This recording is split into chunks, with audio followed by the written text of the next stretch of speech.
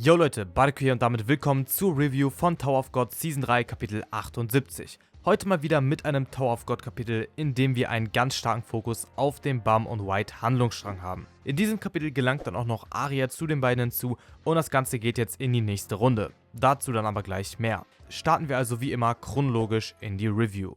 Also, das Kapitel beginnt mit Arya, die nochmal das vergangene Revue passieren lässt, wenn man das denn so sagen will. Sie stellt nämlich noch einmal fest, dass sie wirklich Glück gehabt hat, dass Char sie nicht getötet hat. Alles dank der Regular, da sie Char quasi im Weg gewesen sind. Warum ihr das wichtig ist, sehen wir dann auch. Und zwar haben wir bereits in den letzten Kapiteln gesehen, dass der Anführer ihrer Gruppe zum Beispiel Yorayo in sich aufgenommen hat. Und Arya erklärt uns jetzt, was es damit auf sich hat. Sie sind Kreation des Workshops, wie wir bereits wussten. Jetzt erfahren wir aber, dass sie beinahe unsterblich sind. Sie haben sozusagen ein Ablaufdatum, weil ihr Körper und ihre Seele mit der Zeit verkommen. Und deshalb hat eine gewisse Person einen Zauber auf sie gelegt. Und dieser Mann ist in der Lage, Arya, Yorayo und alle unter diesen Bedingungen in sich aufzunehmen und nach einer gewissen Zeit gelangen sie dann zurück in diesen Körper. Jetzt aber wurde ihnen versprochen, dass sie von diesem Fluch, würde ich sagen, befreit werden können, wenn sie Ju, Viol, Grace töten. Und da Arya dieses Gefühl hasst, begibt sie sich auf die Map von Viol.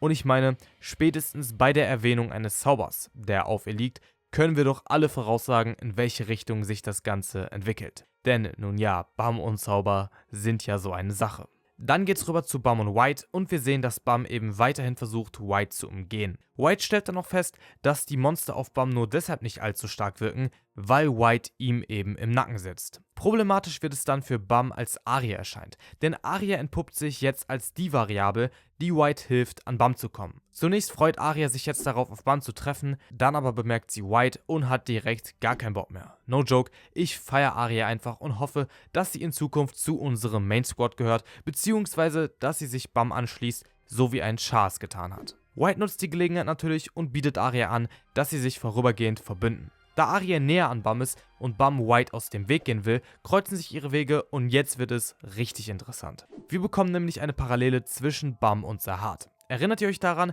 dass Erdogan erzählt hat, dass Sahad erst dann richtig loslegt, wenn er seine Zähne zeigt?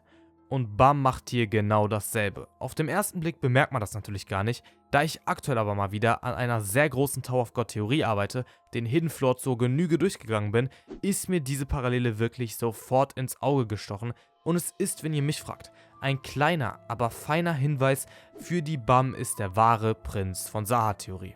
Auch interessant sind links und rechts die beiden Zacken an den Zähnen, die sowohl Sahad als auch Bum haben.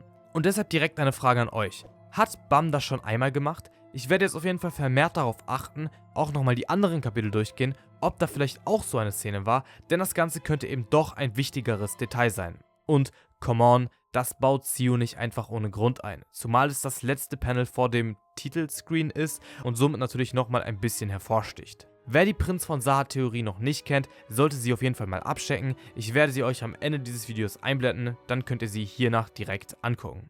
Bum überlegt dann kurz, entscheidet sich aber schnell dazu, gegen Arya zu kämpfen.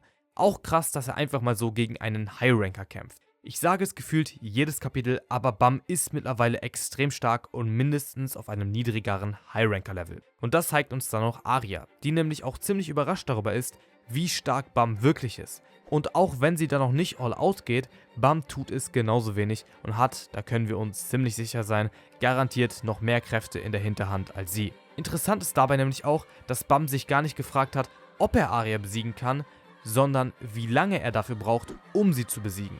Arya scheint dann erstmal die Oberhand zu gewinnen, aber nachdem Bum einen Vorn auspackt, ist Arya natürlich erstmal geschockt und nun ja, Bum ist natürlich noch lange nicht all out gegangen und der Vorn hat natürlich auch noch mehr zu bieten als das, was er damit bislang gezeigt hat. Interessant ist dann aber, dass Arya bemerkt, dass die Verbindung des Zaubers für eine kurze Zeit gekappt war. Daraufhin fragt sie Bum und er erzählt ihr, dass er Zauber lösen kann. Die Chance will Arya nutzen und das tut sie dann auch. Die beiden verbünden sich also, wollen gemeinsam vorrücken, aber sie waren leider zu langsam und White betritt die Bühne. Arya denkt sich natürlich, oh shit, vielleicht habe ich die falsche Entscheidung getroffen, aber ich denke, sie wird sich letzten Endes als richtig entpuppen. Und das habe ich natürlich in den letzten Reviews auch schon öfter betont, aber ich denke, dass Bum jetzt sehr bald die Seelenkraft zu nutzen lernt, was im Laufe der Geschichte auch noch sehr wichtig werden wird. Dazu dann aber mal in einem späteren Video mehr. Die Aussage von White, dass dieses Aufeinandertreffen fast wie Schicksal ist, ist hier auch ziemlich interessant, vor allem gepaart mit dem, was er im letzten Kapitel gesagt hat.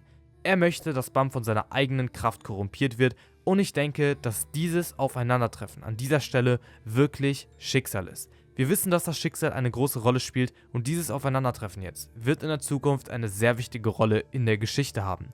Warum ich davon ausgehe, werde ich wie gesagt in einem künftigen Video erläutern. Bleibt also auf jeden Fall gespannt darauf. Was ich jetzt noch sagen möchte, lasst auf jeden Fall auch mal einen Like auf das neue oder vielmehr auf die neuen Tower of God Kapitel da. Seit es wieder losgeht, haben die Kapitel schon noch eine ordentliche Like-Zahl, aber ich würde sagen, wir sollten Tower of God und natürlich Sio so gut pushen wie möglich und versuchen zurück zu den alten, phänomenalen Like-Zahlen zu kommen. Wenn jeder das macht, macht das schon einen wirklich großen Unterschied. Ansonsten könnt ihr meinen Kanal hier noch gerne abonnieren und kommt zu weiteren Videos von mir. Links geht es zur Prinz von Saar Theorie und rechts zu einem anderen Video. In diesem Sinne würde ich sagen, ciao und bis zum nächsten Mal.